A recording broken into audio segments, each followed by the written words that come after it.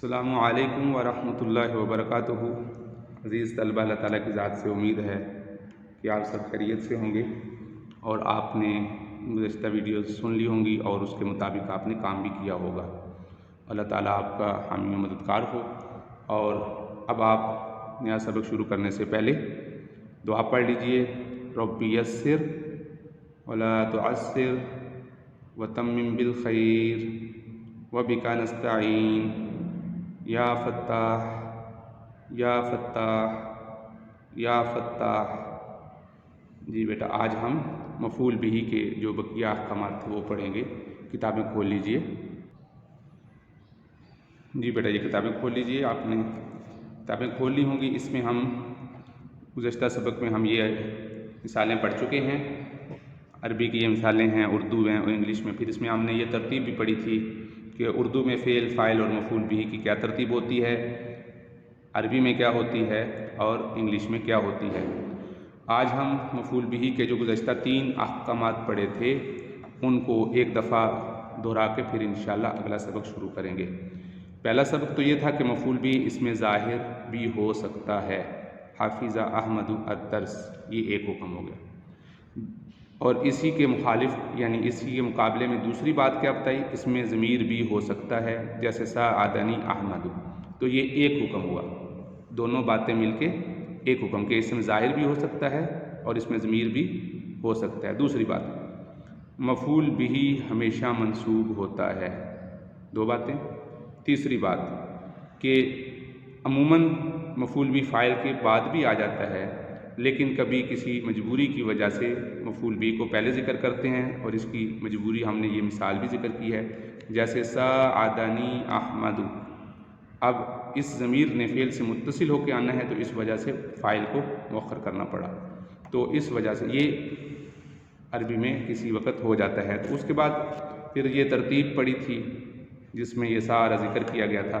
آج ہم اس کا ایک اور حکم پڑھیں گے، 4 نمبر حکم۔ 3 حکم تو ہم نے پڑھ لیے ہیں، آج ہم اس کا ایک حکم اور پڑھیں گے۔ ایک ہی جملہ میں ایک سے زائد مفعول بہ بھی ہو سکتے ہیں۔ پہلے میں آپ کو اس کی مثال دیتا ہوں اردو میں، پھر انشاءاللہ ہم عربی بھی پڑھ لیتے ہیں۔ جیسے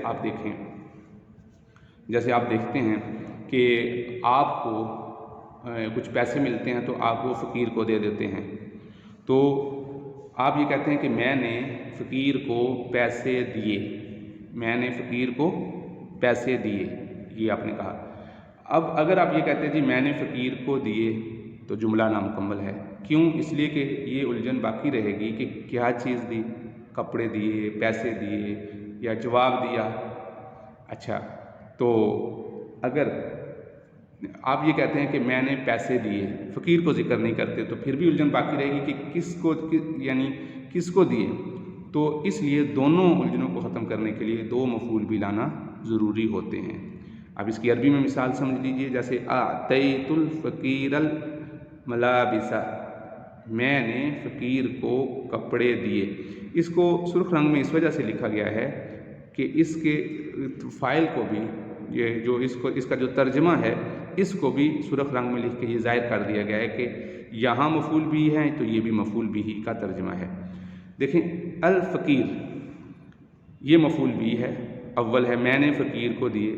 الملابس کپڑے، الفقیر فقیر، الملابس کپڑے، میں نے فقیر کو کپڑے دیے، میں نے فقیر کو کپڑے دیے۔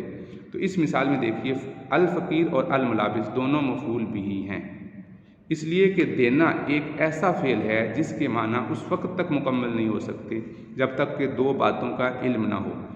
نمبر 1، کس کو دیا اور کیا دیا۔ جیسے میں نے ابھی آپ کو بتایا نا کہ اگر ہم ان میں سے ایک بات بھی چھوڑتے ہیں تو مفعول بہ کا ایک نہ ایک چیز تو تشنیع باقی رہ جائے گی، یعنی الجھن باقی رہ جائے گی، یعنی یہ بات مخاطب کو مکمل طریقے سے پوری نہیں ہو سکے گی کہ کیا، یعنی اس کو کیا دیا یا کس کو دیا، یہ چیز الجھن باقی ہی رہتی ہے۔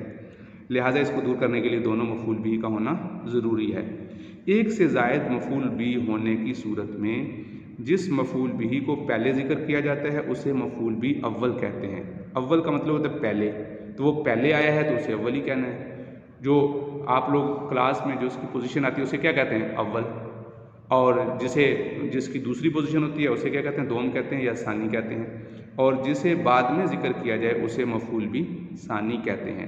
اول اور ثانی. ثانی کا مطلب ہوتا ہے دوسرے نمبر پہ آنے والا. تو یہ آپ کی امید ہے کہ آپ نے اس کو اچھے طریقے سے سمجھ لیا ہوگا. ایک تو یہ کہ مفعول بھی ایک سے زیادہ بھی آ سکتے ہیں. مفعول بھی اسم ظاہر بھی ہو سکتا ہے جو ہم پیچھے پڑھ چکے ہیں، اور مفعول بھی اس میں ضمیر بھی ہو سکتا ہے، منصوب آئے گا ہمیشہ، اور فاعل سے پہلے آتا ہے عمومی طور پر. اب ہم آتے ہیں اپنے اس کام کی طرف جو کہ ہم نے اس کو مکمل کرنا ہے. یہ کام گزشتہ سبق میں آپ کو دیا گیا تھا، مجھے امید ہے کہ آپ نے اس کو مکمل کیا ہوگا. اور میں نے یہ بتایا تھا کہ آپ نے ان کے جو ترجمہ ہے آپ اس کو دیکھنے کے لیے، سمجھنے کے لیے آپ یہاں پہ الکلمات جدیدہ کے تحت جو دیے گئے ہیں ان کلمات کو آپ نے دیکھ لینا ہے اور اس سے سمجھ لینا ہے. تو اب ہم اس کو حل کر لیتے ہیں. دیکھیے جو کل کام دیا تھا وہ یہ تھا ایقظ الرعد الناعمہ. ایقظ اس کا معنی بیدار کرنا. الرعد اس کا بھی میرے خیال آپ نے ترجمہ دیکھ لیا ہوگا. بجلی کی چمک، گرج کو کہتے ہیں. الناعمہ سونے والے کو کہتے ہیں. تو بجلی کی گرج نے سونے والے کو بیدار کر دیا. اب اس کو جو حل کرنے کا طریقہ بتایا گیا تھا. اب سب سے پہلے تو آپ اس میں تلاش کریں گے کہ جو رعد کا لفظ آیا ہے وہ کہاں پر ہے. جی تو آپ جب تلاش کریں گے، ادھر سے تلاش کرتے چلے جائیں گے، اس صفحے پہ آئیں گے تو آپ کو یہاں پر مل جائے گا الرعد، گرج، بجلی کی چمک کے بعد گونجنے والی آواز. اور الایقاظ جگانا، اور اس سے جو فعل بنا ایقظ، اور نائم کا معنی ہے سونے والا. تو اس طریقے سے آپ نے اب اس میں دیکھیے کہ جگانے والا کون ہے؟ الرعد. اور کہ اس نے کیا کیا؟ اس نے سونے والے کو جگایا. تو فعل کا ایقظ کا جو اثر ہے وہ کس پہ ظاہر ہوگا؟ النائم پر. تو اس کا ترجمہ یہ ہوگا کہ سونے والے کو بجلی کی گرج نے جگایا. تو اب مفعول بھی کیا ہوگا؟ الناعمہ. مفعول بھی کا جو ہم نے یہ حکم پڑھا تھا نا، ہمیشہ منصوب ہوتا ہے. تو اس میں اکثر یہاں آخر میں زبر آئے گی یا تنوین، جس طرح کرسی آیا ہے. اگر الف لام شروع میں لگا ہوگا تو پھر زبر آئے گی، صرف تنوین نہیں آئے گی. اور اگر الف لام نہیں ہوگا تو اس پر پھر اس طریقے سے الف بھی لکھا جائے گا اور تنوین بھی آئے گی، جیسے کرسی. ابصر الرجل القمر.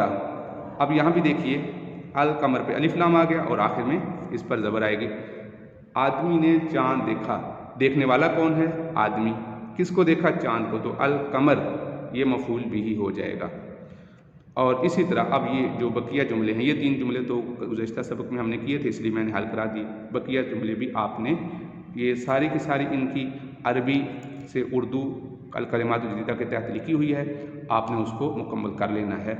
اور انشاءاللہ ہمارا اگلا سبق اس کو بھی مکمل کریں گے، اور جو ہمارا جو بقیہ حصہ رہے گا اس کو بھی پورا کریں گے اس سبق کا. السلام علیکم ورحمۃ اللہ وبرکاتہ.